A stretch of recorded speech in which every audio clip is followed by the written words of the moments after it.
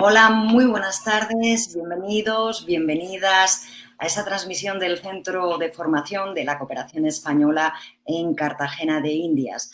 En el marco de nuestro trabajo con el programa de afrodescendientes y en el área de cultura, para nosotros es todo un honor presentar hoy este libro Sí, es un problema de racismo, con la presencia de su autor, Pablo Muñoz Rojo, y de la docente e investigadora Laura Romero López. Sí, es un problema de racismo, es una recopilación, análisis y síntesis de diversas fuentes para el estudio del racismo en perspectiva histórica y actual, entendiendo este término en el sentido más amplio de discriminación global. Voy a hacer una breve presentación del autor del libro y de Laura, quien nos acompañará en esta presentación. Pablo Muñoz Rojo es sociólogo y magíster en estudios africanos por la Universidad Autónoma de Madrid. Comparte en esta obra sus investigaciones acerca de las expresiones históricas del racismo y su configuración como un problema estructural que se redefine y reformula condicionando todos los elementos de la vida cotidiana hasta nuestros días. Y Laura Romero López, que es investigadora y docente en la ciudad de Cartagena de Indias. Es un honor contar con vuestra presencia y con ellos les dejo. Gracias por acompañarnos. Muchas gracias, Sofía. Y bueno, quiero empezar por agradecer primero al Centro de Formación, a Sofía, su directora, y también a todo el equipo que nos han permitido abrir este espacio y abrir esta conversación. Agradecerle también pues a Pablo por concederme el honor de esta presentación y pues a todos los que nos están acompañando hoy aquí desde sus casas por haber sacado el tiempo, el rato de escuchar lo que estamos hablando. Antes de empezar y de contarles de lo que venimos a hablar hoy, pues quiero contarles un poco la dinámica. Eh, Primero voy a hacer una presentación muy breve, no me quiero alargar, sobre el libro, sobre mis impresiones, sobre lo que me parece esta obra en concreto. Luego escucharemos al autor, que el autor nos cuente de dónde salió este libro, de qué se trata, y pues luego abriremos un breve conversatorio para ir hablando de este libro y pues vamos a ir recibiendo sus comentarios, sus preguntas, esas dudas que les haya suscitado, pues ahí estamos en los comentarios pendientes a lo que ustedes nos estén diciendo. Bueno, yo quiero empezar por decirles que este libro sí es un problema de racismo, que es editado por la editorial madrileña Diwan. Es un libro que yo no solo vine a hacer, sino que, si se me permite, pues es un libro que vi todo su proceso de gestación. Pablo me concedió el honor de poder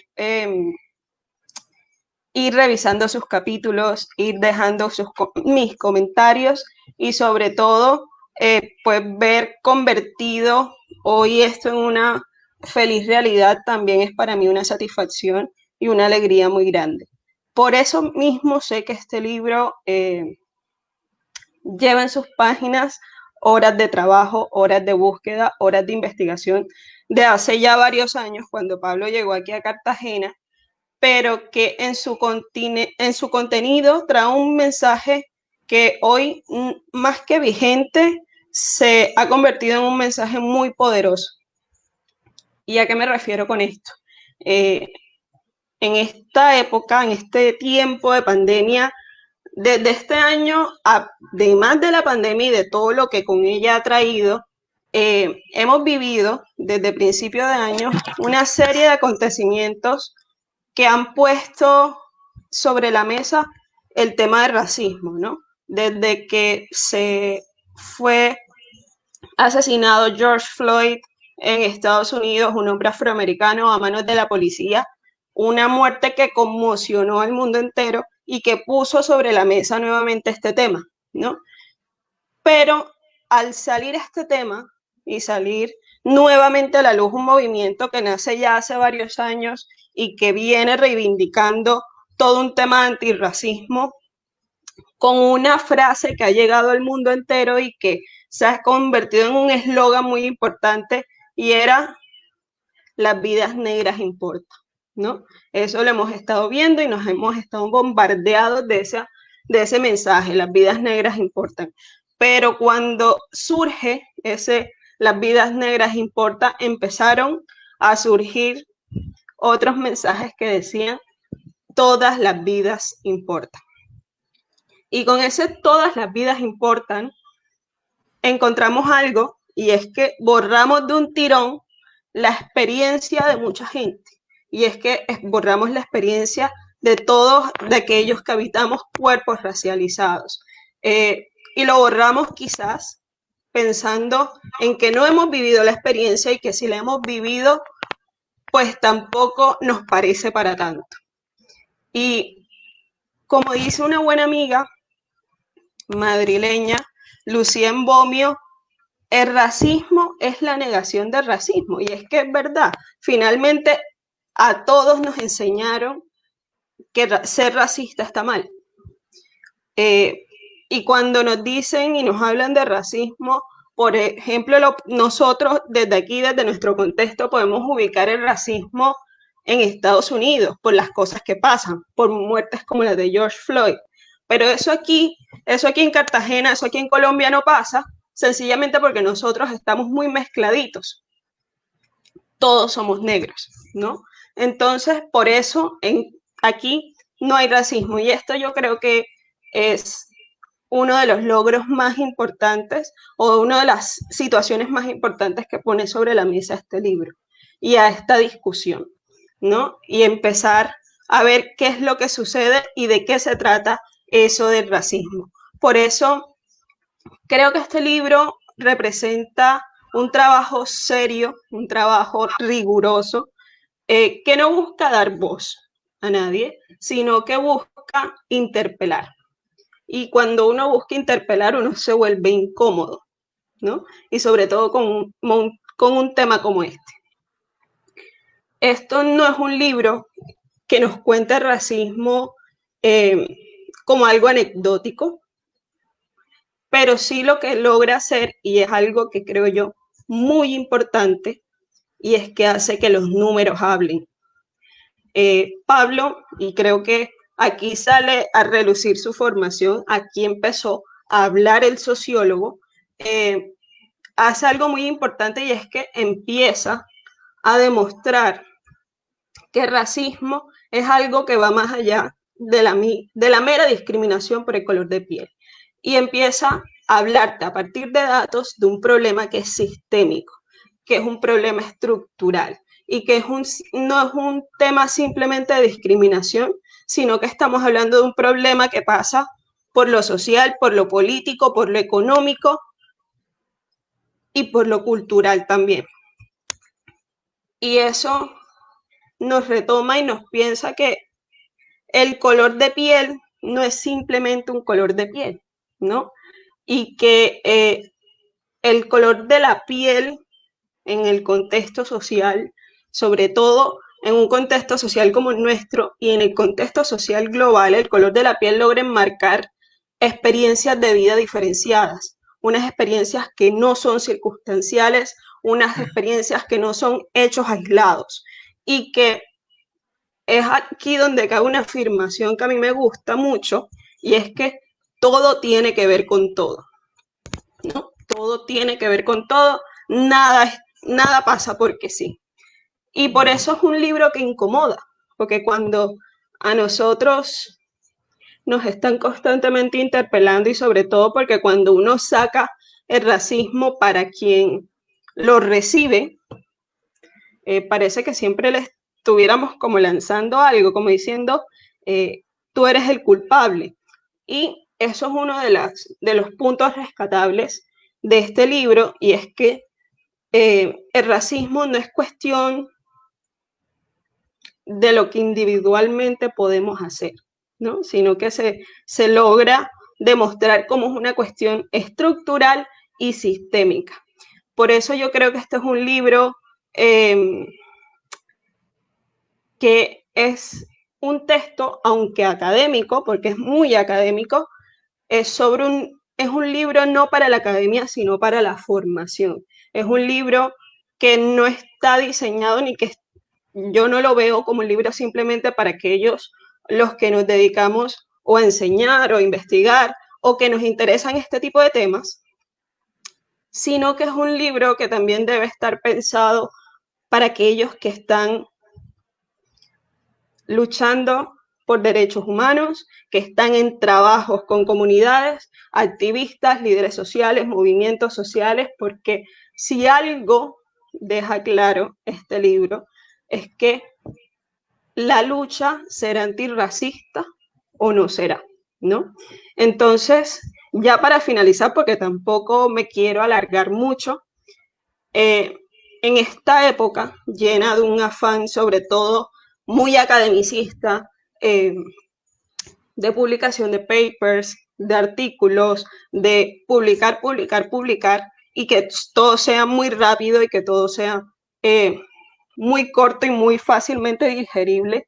Yo creo que a pesar de ser un trabajo extenso, duro, creo que es un trabajo que representa una herramienta pedagógica muy importante, muy completa y sobre todo que no sabíamos que necesitábamos. Entonces, más que yo seguir aquí hablando, me gustaría darle la palabra a Pablo, que nos cuente de su libro, de qué se trata y bueno, por qué tendríamos que comprarlo. Muchísimas gracias.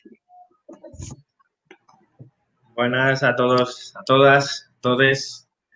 Muchas gracias, Laura. Yo tenía aquí preparado un poco hablar un poquito sobre el libro, pero la verdad es que has remarcado muchas cosas de las que iba a hablar, y a ver si no las repito. Bueno, quería empezar agradeciendo al Centro de Formación de la Cooperación Española, del que estoy vinculado, y sobre todo a Sofía, que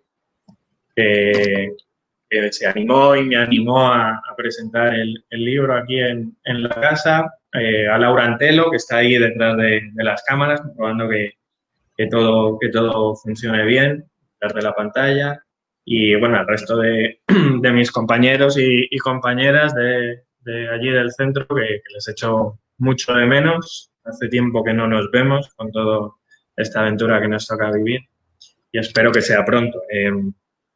Agradecer a Laura Romero, por acompañarme en la presentación, por sus palabras y por todo el camino que hace ella parte de este libro también, por todo su cariño, todo su apoyo y toda su paciencia. A la editorial de Igual, a Ana Uredin, y a Teresa Rodríguez, porque no ha sido fácil, ya que ha habido que gestionarlo de un océano a otro, y la comunicación era menos fluida de lo que suele ser cuando trabajas, ¿no?, en un sitio cercano. Por supuesto, a Roberto Ortiz Mata, que es el papá de la preciosa portada, que supo retratar perfectamente, yo creo, la esencia del libro. Y para terminar, sabiendo que me deja mucha gente por el camino, pues decir que este trabajo bebe de lo aprendido de la lucha antirracista, de aquí, de España, de ahora, de antes, porque esos son los cuerpos que vienen marcados, que no solo saben qué es el racismo, sino que lo sufren, y desde ahí es desde donde lo enfrentan, y son personas que admiro y de quienes he aprendido muchísimo, como Lucía Mbomio, Aguyen Fubea, Rubén H. Bermúdez, Jason García, Uña, Mbulli Kabunda, Esther Mayoko, Antuni Toasiller, que felicito ahora desde aquí por el puesto que acaba de lograr tan importante en España, a Marcelino González, que me acompañó en la presentación en Madrid, a Daniela Ortiz, a Isia Ruiz Jiménez, a Carlos Monti, a Albert Roca y a tantas personas que luchan desde diferentes espacios para acabar con todas las estructuras racistas que mantienen en general a todos los pueblos racializados sometidos. Por último, quiero hacer dos pequeños recordatorios de de gente que ya no está. Sobre todo quiero recordar aquí a Juan Camilo Romero López, que se nos fue hace un añito ya en un accidente, y sé que hoy nos está mirando súper feliz y estoy seguro que también un poco celoso allí donde esté. Y segundo, recordar y reivindicar a Harold Morales, quien fue asesinado por la policía hace ya más de un mes y todavía seguimos esperando justicia, y señalar que este caso precisamente tiene que ver mucho con lo que trata el libro, ¿no?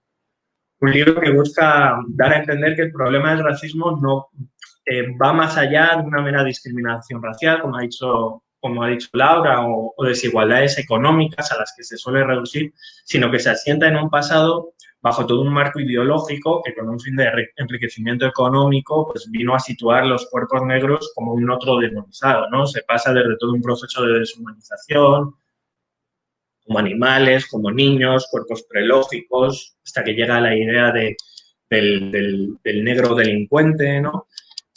Todo ello acompañado en un proceso de mercantilización y de extracción de su mano de obra, de sus saberes, que llega hasta hoy en día. Esto que viene a configurar lo que es el racismo estructural, asentándose en las instituciones, en el lenguaje y en todos los campos de lo cotidiano, pues se sigue cuestionando y se sigue negando por una parte importante de la sociedad.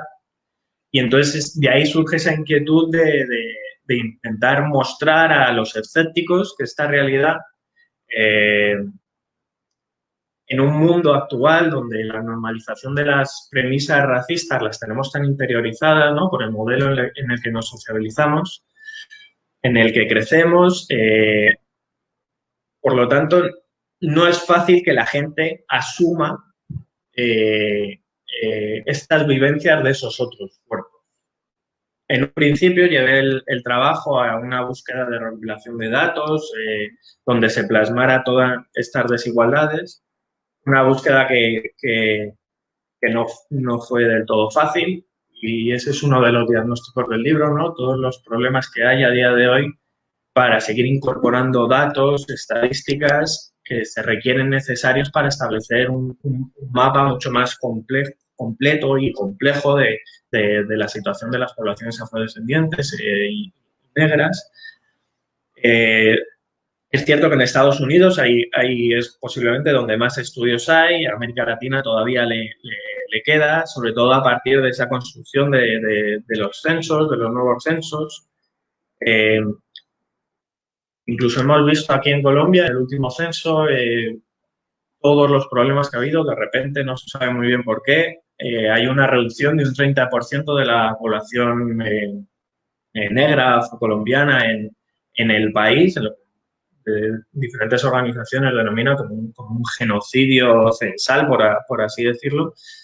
Y es que se vuelven súper importantes porque sin este tipo de datos, sin este tipo de estadísticas que nos reflejan las realidades concretas que vive cada una de las poblaciones, es imposible elaborar políticas públicas que adecúen a esas necesidades. Pero pese a ello, pese a todas las dificultades, pese a todavía los problemas que hay en obtener diversos datos, los que existen son tajantes. Pese a esa limitación, se puede ver como estas personas son las que recogen los peores índices en el acceso a la salud, a la educación, seguridad alimentaria, puestos de trabajo, salarios, posiciones de poder, cargos públicos, etcétera, etcétera, etcétera. Una brecha que, siendo mujeres negras, es muchísimo más grande. Una amiga y referente que ya he mencionado antes, Esther Mayuco, siempre dice que se habla del techo de cristal, y ella siempre menciona que ellas lo que tienen es un suelo pegajoso, del que no se pueden desprender.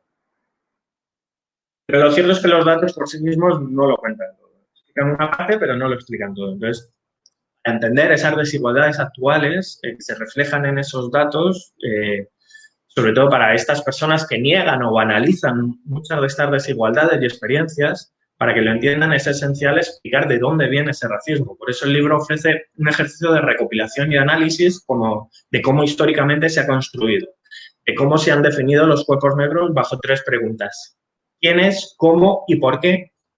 así como quiénes son los que sacaron beneficio, quiénes lo siguen haciendo, ya sea de una forma directa o indirecta.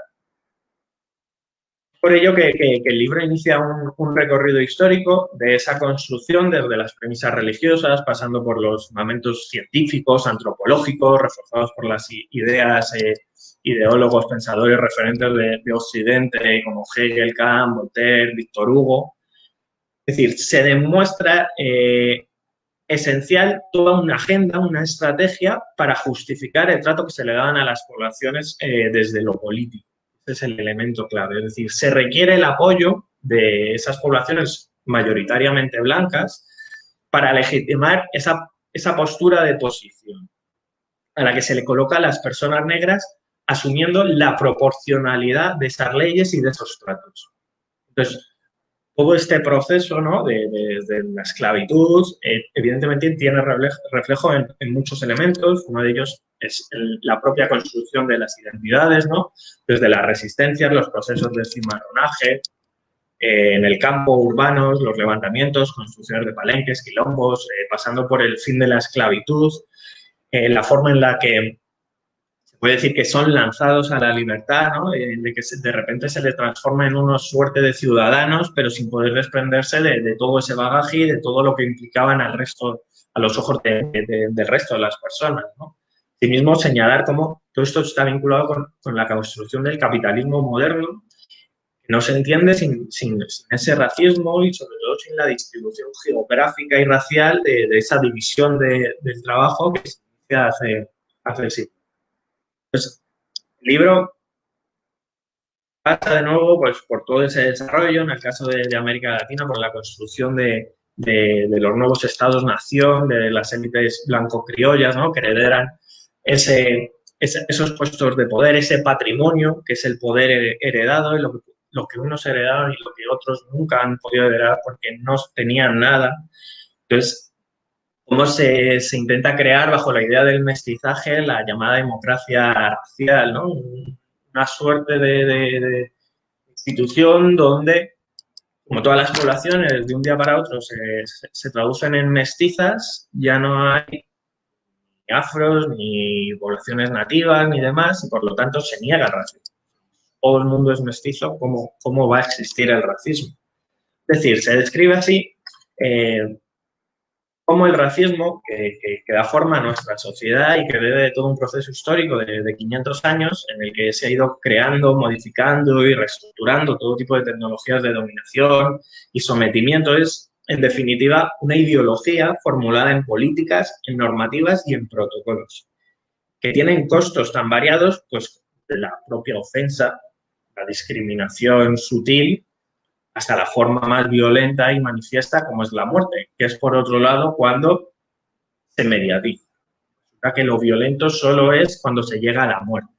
Es decir, hablamos de una violencia ejercida desde los propios estados, que no es que sea simplemente legal, sino que se traduce y se busca que sea legitimada por las sociedades que aceptan sus proporcionalidades, ¿no? Y que incluso se llegan a justificar. Pero la pregunta es de, ¿si es un problema de racismo? Pues bueno, es lo que precisamente intentaba buscar reflejar de una forma, yo creo, profunda, pero a la vez con un lenguaje pedagógico y fácil de entender, ¿no? El libro pretende ser un aporte más por intentar dar a conocer cómo se ha estructurado el mundo desde los ejes raciales de poder que se inician hace 500 años y que a día de hoy siguen marcando vidas, siguen marcando cuerpos y saberes de tantas personas. Creo que cualquier elemento antirracista, de nuevo desde lo político, sea un libro, sea una canción, una obra de teatro, una acción, la academia, desde la calle, desde los parlamentos y sobre todo desde las resistencias cotidianas de quienes lo sufren a diario en tantos países en el mundo, ¿no? Es siempre necesario y ahí es donde quería intentar aportar. Yo espero que, sobre todo, que lo lea, que le guste, pero lo que más me interesa es que quien no está convencido, quien no es consciente o incluso sigue negando esta realidad, sobre todo, como bien ha dicho Laura, en estos momentos que tocan vivir, con todos los movimientos que se están dando en el mundo, pues que le permita cambiar el chip, ¿no? Porque la finalidad es esa, que acabar con el modelo que sostiene a unos a costa de otros, porque no todo se reduce a la clase y porque sí es un problema de racismo.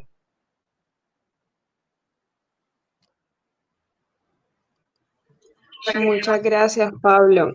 Yo voy a empezar por hacerte una pregunta que yo sé que eh, debe estar en la cabeza de varios, y es,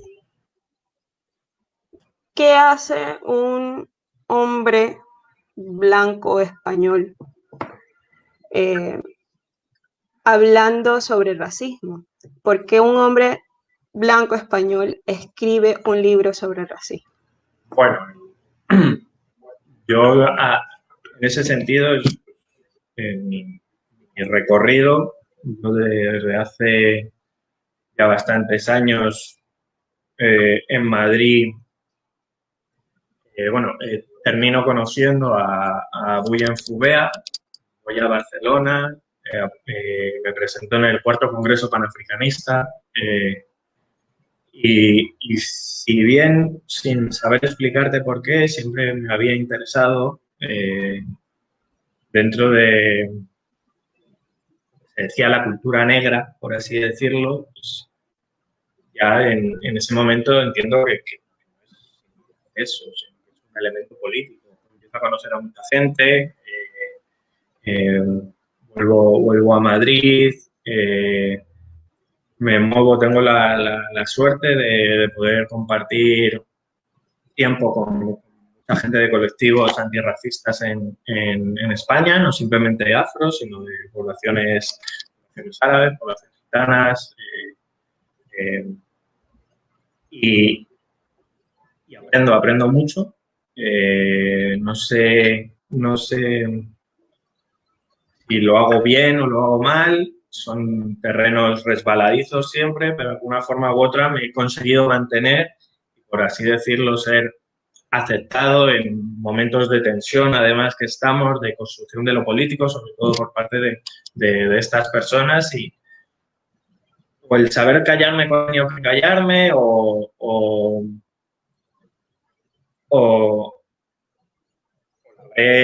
como se suele decir, la habré cagado muchas veces, por supuesto, pero creo que llego a eso a partir de ese aprendizaje y de entender de que yo soy una herramienta más y de que estamos hablando de un problema político y todos somos sujetos políticos.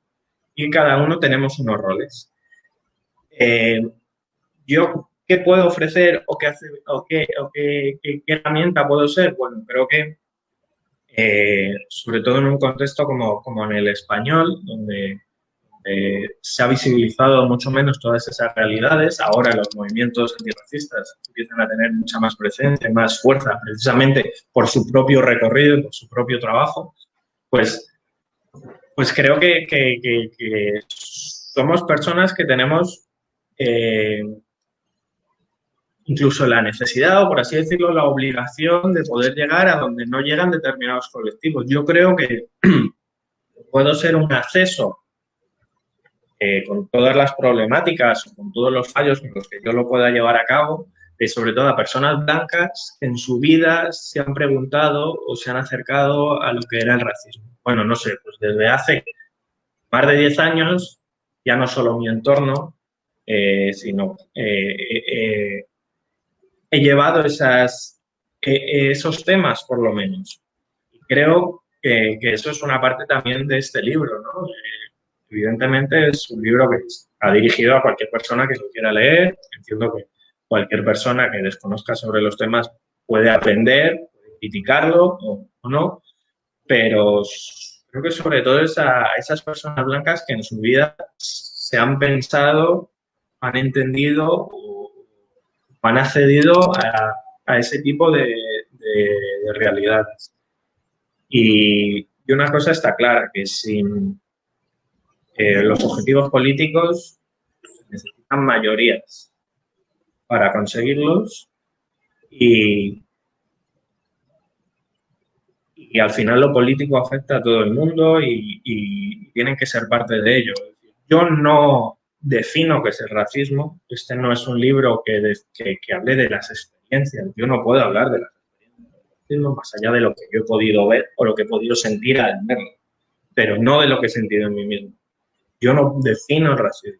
yo trabajo a partir de las definiciones y de los trabajos hechos por pensadores, pensadoras, africanos, afrodescendientes, no afrodescendientes, de muchos lugares del mundo y, por supuesto, también de toda esa información yo recojo lo que considero que es más relevante, más importante o más acertado. Y creo que bueno, me acerco con, no sé si la palabra es humildad, pero con una convicción fuerte de que la lucha antirracista tiene que llegar a todas las personas y los mensajes se tienen que expandir de la forma más amplia posible. Y creo que yo en ese juego de roles hago parte de eso. Pablo, nos dices y se entiende, pues bueno, el contexto en el que te mueves y el resultado final, pues que nos estás mostrando y nos estás entregando hoy. Pero bueno, entiendo y sé que este es un libro que empezaste a escribir estando aquí en Cartagena, hace ya un par de años.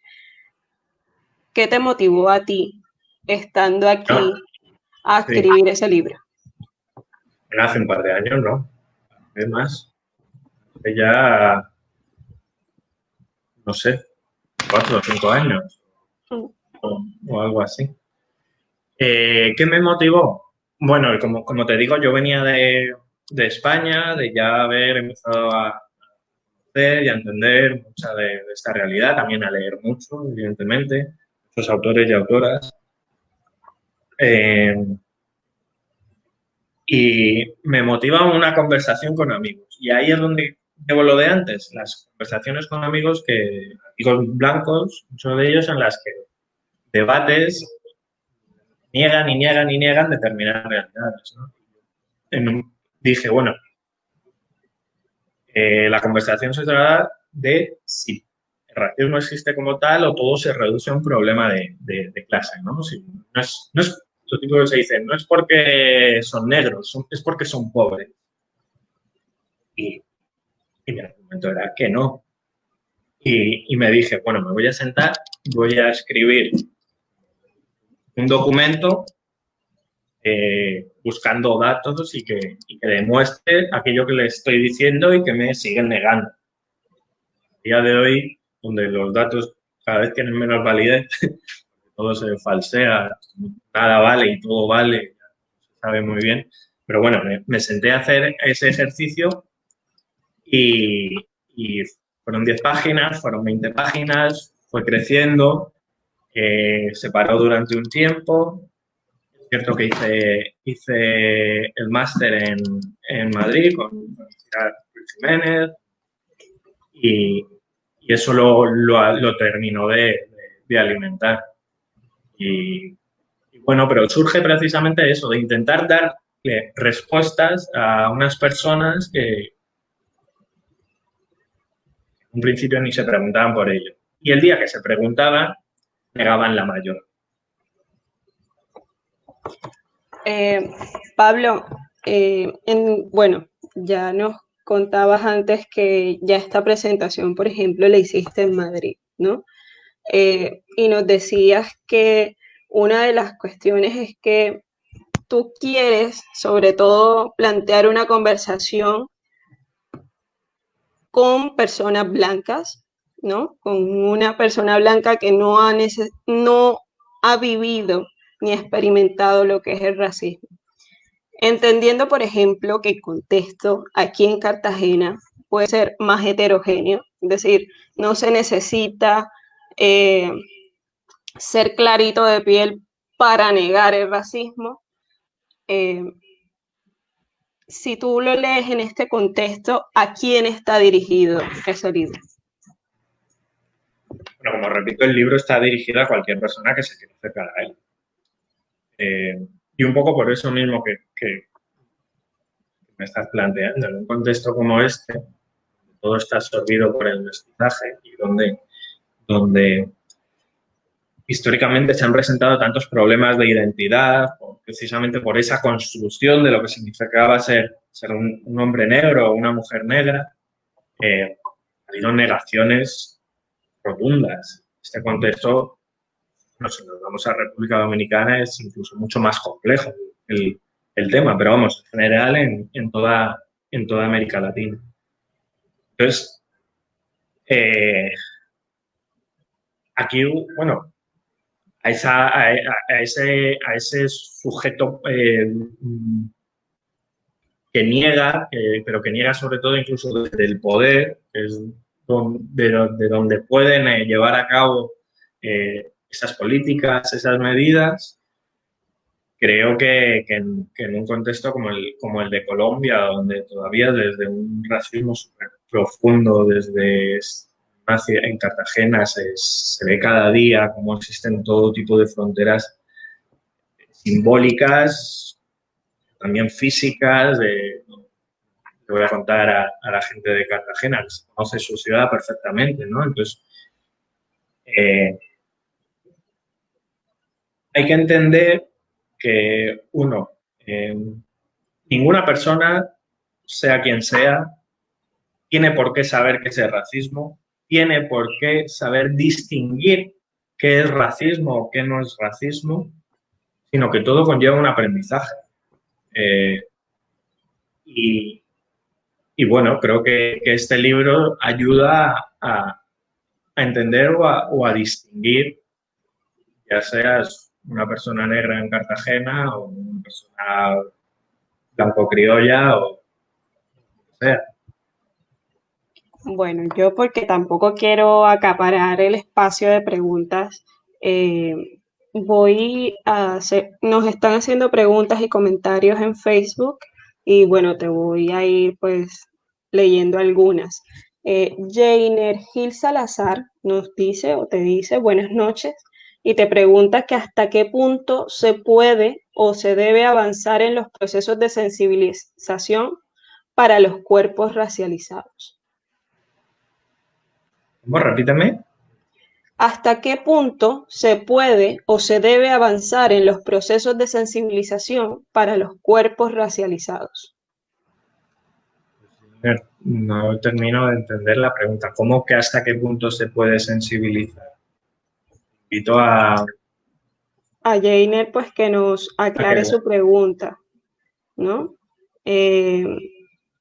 El padre Rafael Castillo nos está haciendo un comentario y te dice que cada vez toma más cuerpo en Cartagena y Colombia lo que algunos vienen llamando ese apartheid universal. Es decir, lo percibimos no solo en esas categorías del lenguaje que van desde las aguas negras hasta las obras negras, pasando por los que trabajamos como negros, son calificativos usados en esta ciudad con aquellos que no pertenecen a nuestra comunidad. No podemos negar los brotes de racismo y xenofobia, la intolerancia y la discriminación. Basta ver la actitud de algunos frente a la migración venezolana. Sí, bueno, totalmente de acuerdo. Y es precisamente en los cuerpos de las personas migrantes, ¿no? donde más se refleja la virulencia del racismo por todos esos dispositivos que vienen a señalar, por un lado, la propia xenofobia de que el que viene de fuera es tal, pero que son cuerpos, al final, racializados, empobrecidos, porque llega a Colombia un tipo concreto de migrante. El inmigrante venezolano que llega a Europa es otro perfil totalmente distinto. ¿Qué pasa? Que en esos procesos migratorios, desde las instituciones, desde el poder, desde diferentes intereses económicos, políticos e ideacionales, ideológicos, interesa generar tensiones entre los pueblos. Es decir, para que el migrante sea el problema, de repente se convierte en una suerte del problema de lo que ocurre en Colombia, cuando Colombia históricamente tiene todos los problemas del mundo, pero ahora no, es el venezolano. Es qué venezolano. Es el venezolano pobre y el venezolano negro que viene, ¿no? Es decir, por otro lado, se entiende que, bueno, pobrecillos, esta gente que viene, pero a la vez se instrumentaliza un discurso que los vincula con la delincuencia, que los vincula con que roban el trabajo y todos estos relatos se repiten en Europa. No es que se repitan en Europa, es que son creados desde Europa. Que luego son las poblaciones colombianas las que llegan allí y sufren el mismo señalamiento, porque todo está vinculado y son esos procesos migratorios que del orden internacional, el orden internacional capitalista, racista, machista, que hace que estos desplazamientos de lo local terminen transformándose en lo internacional. Y del el campesino que es desplazado y llega a la ciudad, y en la ciudad es desplazado y termina cogiendo un avión y se va a Europa. Todo eso está relacionado, está vinculado. Entonces, sí, evidentemente, hay que seguir luchando contra ello. Luis Carlos Periñán te pregunta que Williams plantea que el capitalismo de aquí se formó y se sostuvo a través del sistema esclavista, que luego de una liberación, ¿qué podemos o qué significan esos cuerpos racializados para el capitalismo? Es decir, ahora mismo, ¿qué significan esos cuerpos y si son importantes estos cuerpos? Son esenciales, como menciona Williams en su libro de Capitalismo y Esclavitud. No se entiende uno sin lo otro. Precisamente de eso se habla en el libro, de cómo la construcción del capitalismo se basa en esa acumulación, en esa extracción constante de la mano de obra, pero no solo de la mano de obra, sino de los cuerpos en sí como una pura mercancía. También de sus saberes, los que interesan los se apropian, y luego se entienden como propios, ¿no? Y de repente son todos de Europa. Esos que no se interesan se demonizan. A día de hoy, básicamente lo mismo. Eso es lo que explica Williams y lo que explica Wallerstein. A partir de ese orden, de ese modelo capitalista, de los centros periferias, son esos lugares geográficamente y racialmente localizados en el que la distribución del trabajo alimenta a los centros.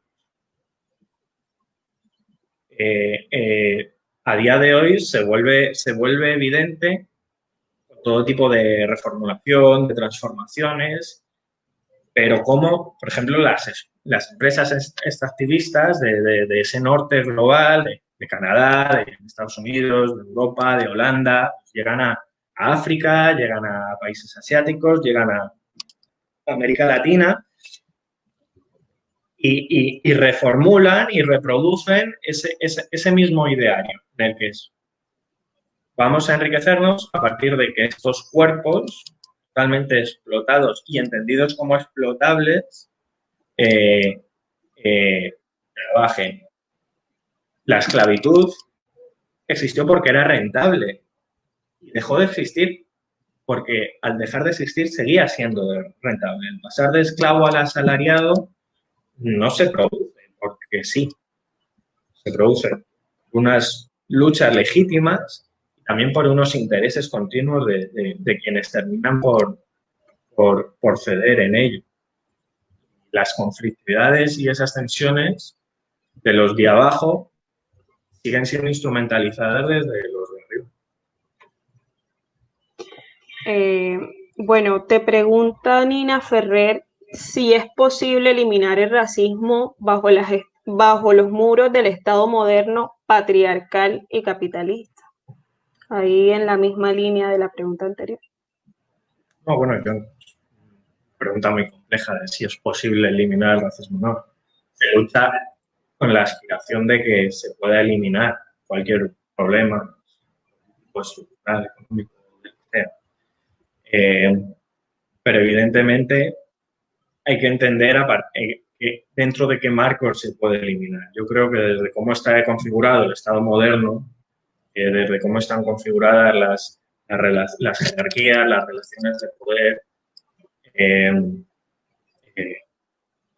es muy complicado que si se quiere que el mundo sea de una forma igual,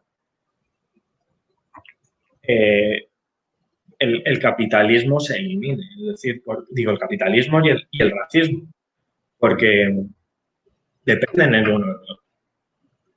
Es decir, o se cambia por completo el modelo económico político, o si no son unos, serán. Llevamos así 500 años.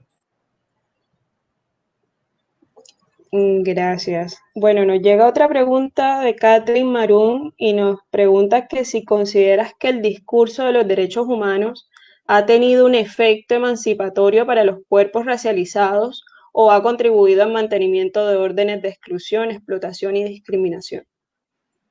Hay que entender que los derechos humanos,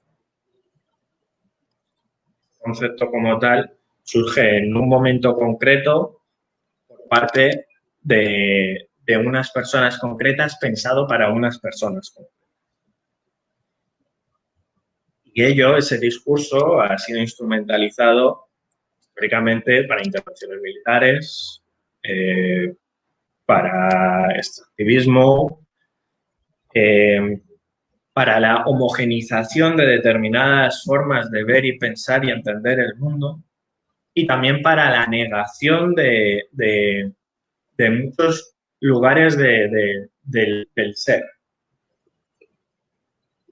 Entonces, eso no quiere decir que los derechos humanos no puedan ser reapropiados o entendidos por parte de otras poblaciones. Siempre se dice que, bueno, los derechos humanos, la primera Carta de los Derechos Humanos no es europea, sino que es de Mali, muchos siglos antes.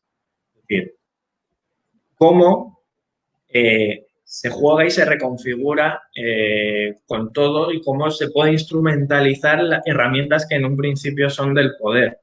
Bueno, se juega con ello, pero está claro que a día de hoy ha significado y sigue significando por parte de organismos internacionales, determinados estados, un lenguaje y una forma de crear realidades que sigue perjudicando a una parte muy importante de la población, sobre todo en estos contextos. Pablo, una de las preguntas que normalmente surgen con el tema del racismo y es que siempre se va a entender el racismo y siempre hemos estado con la idea de que el racismo es algo muy puntual, ¿no? Algo que va simplemente con un tema de ofensa individual de una persona a otra. ¿Cómo empezar esta conversación sin tener de entrada el rechazo de quien se pueda sentir atacado por el discurso que por lo menos tú nos estás planteando? Es decir, ¿cuál es tu estrategia a partir de este libro para plantear esta conversación sin tener que quien esté al frente pues se sienta atacado? Creo que hay que entender que como antes tú bien has mencionado, que esto no es un problema de individualidad. Nos socializamos con ello. Somos conscientes o no, pero hacemos parte de un modelo en el que crecemos. Eso quiere decir, como vienen diciendo durante mucho tiempo, precisamente organizaciones antirracistas de otros lugares, de que el objetivo de la lucha no es por un antirracismo moral, sino político. Y precisamente el otro día un amigo comentaba sobre una anécdota sobre los bancos, ¿no? De cómo generan hipotecas, qué algoritmos se pueden crear para que los bancos den o no hipotecas, si se incluyen o no la categoría de raza, cuando entender que ahí está el problema. No es simplemente que el racismo no es que alguien simplemente te haga una discriminación más sutil o manifiesta, que eso es un problema, sino que un banco utilice y instrumentalice unas categorías asumiendo que va a cometer racismo de una forma que a lo mejor no se percibe fácilmente y del que se va a enriquecer. Entonces, si bien hay que atajar las dos realidades, debe existir una agenda que diga, bueno, el problema no son cada uno de vosotros, sino es el conjunto, son esos intereses y son esos, ¿cómo se podría decir? Sí, esas dinámicas que hace que, por ejemplo, leí hace no mucho un nuevo estudio en Estados Unidos que las poblaciones afroestadounidenses tienen menor capacidad de ahorro y a la vez pagan más por las hipotecas que las poblaciones blancas, cuando se presupone que las poblaciones blancas a la vez son más adineradas. La cuestión es que a la hora de conseguir una hipoteca se traducen muchísimas más complicaciones para estas personas. Eso no es fácil de percibir y eso es lo que termina marcando calidad de vida, acceso a recursos y demás. Creo que ese es el punto esencial. Si alguien se siente ofendido por eso,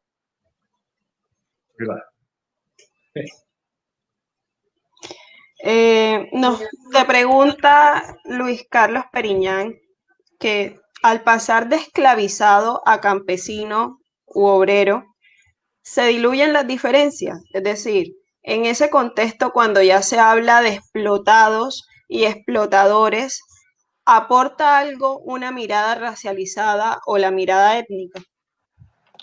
Eso es precisamente una de las críticas fuertes que se le hace, por ejemplo, a las izquierdas, sobre todo a la izquierda marxista. Y como viene a buscar que el fin del racismo es que ya no son, en contextos latinoamericanos sobre todo, ya no son negros o indígenas o nativos, no, ya son campesinos. Como ya son todos campesinos, se niega todas esas realidades y experiencias concretas de cada uno de ellos. Y eso está muy relacionado con las propias tesis del mestizaje. Pues se vienen a utilizar todas esas figuras de tal forma que se impida hablar del racismo y, por lo tanto, si se niega la existencia del racismo, se niega la necesidad de tener que enfrentarlo. Y, por supuesto, eso ocurrió y sigue ocurriendo. Son categorías que se han intentado eliminar.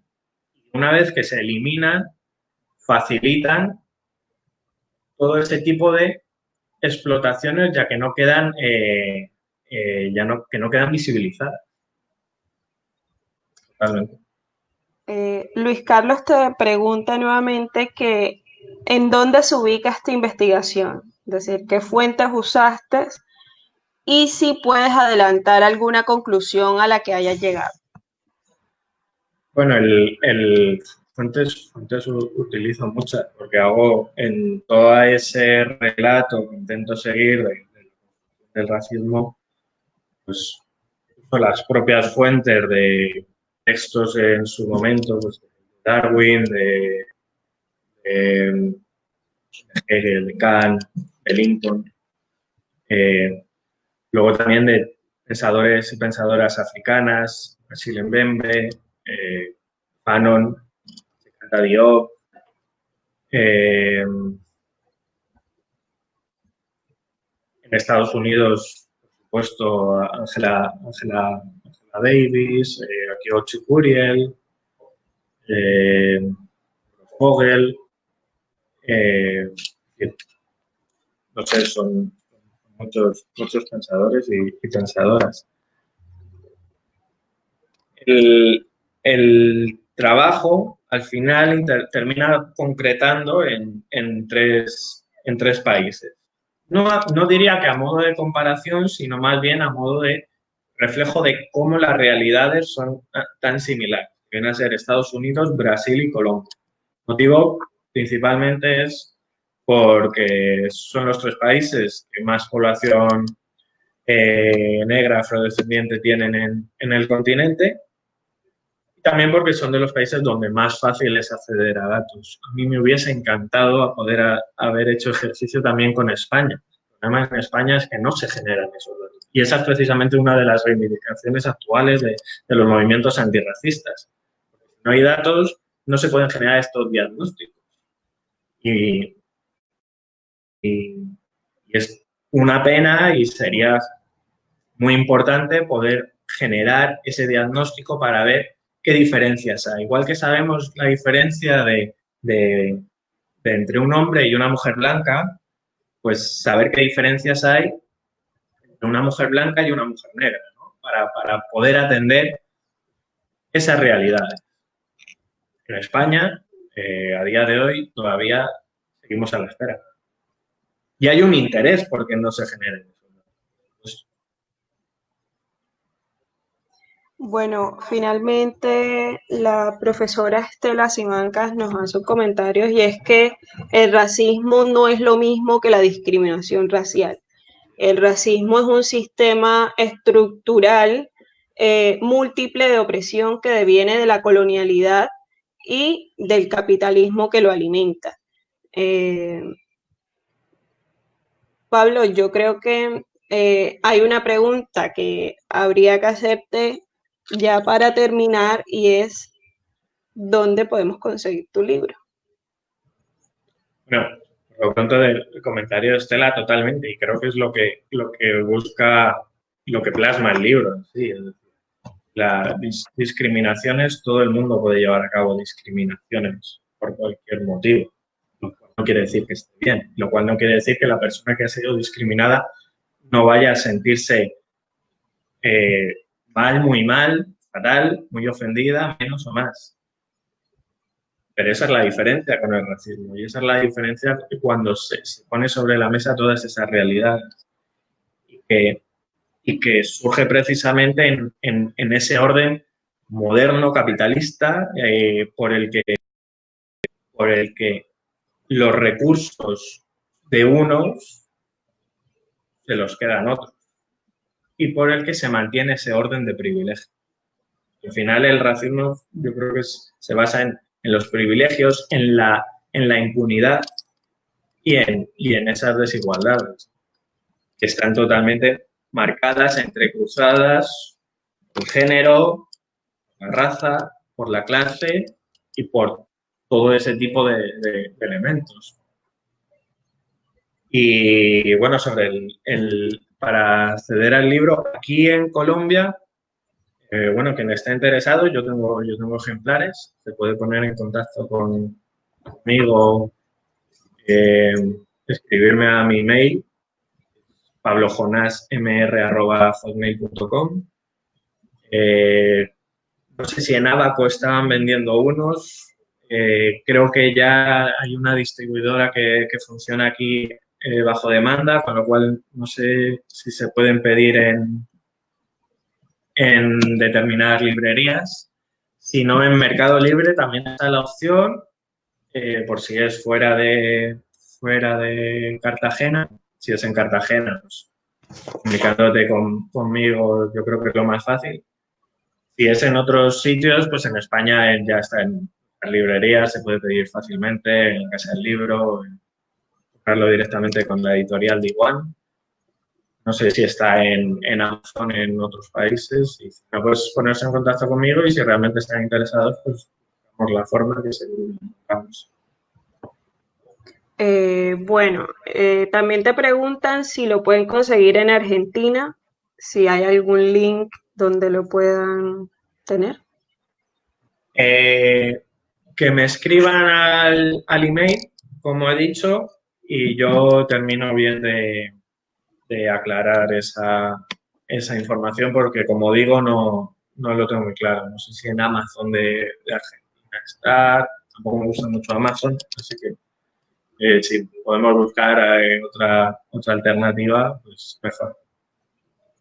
Pues nada, Pablo. Bueno, te digo que hubo ahí un pequeño debate en los comentarios porque el padre Rafael Martín pues nos dice que igualmente no hay duda de que las expresiones de racismo son dos, que son la discriminación y la persecución del otro en todos los sentidos y todas las formas. Y pues que ahí le respondió la profe Estela diciéndole pues lo que ya tú acabas de decir, que el racismo lleva en sí no solo el tema de la raza, sino también la clase y el género.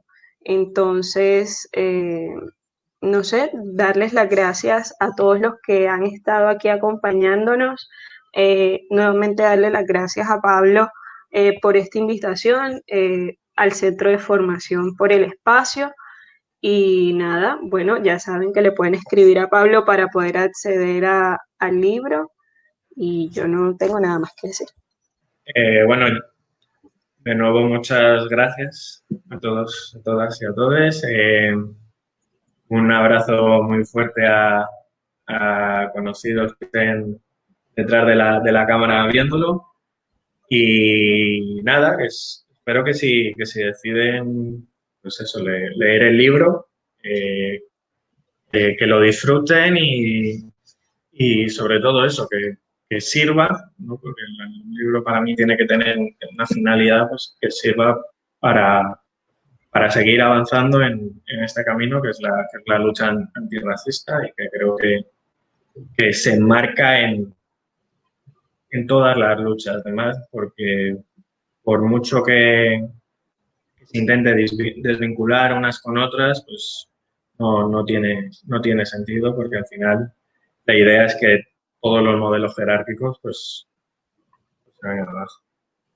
Y gracias a ti. Y bueno, saludos a todos los que han estado conectados por ahí, que nos han estado mandando sus saludos. Eh, Esto de los en vivos no es precisamente lo nuestro, pero muchísimas gracias de verdad por la compañía y por todo el cariño ahí expresado. Entonces, nada, nos vemos en una próxima ocasión. Chao.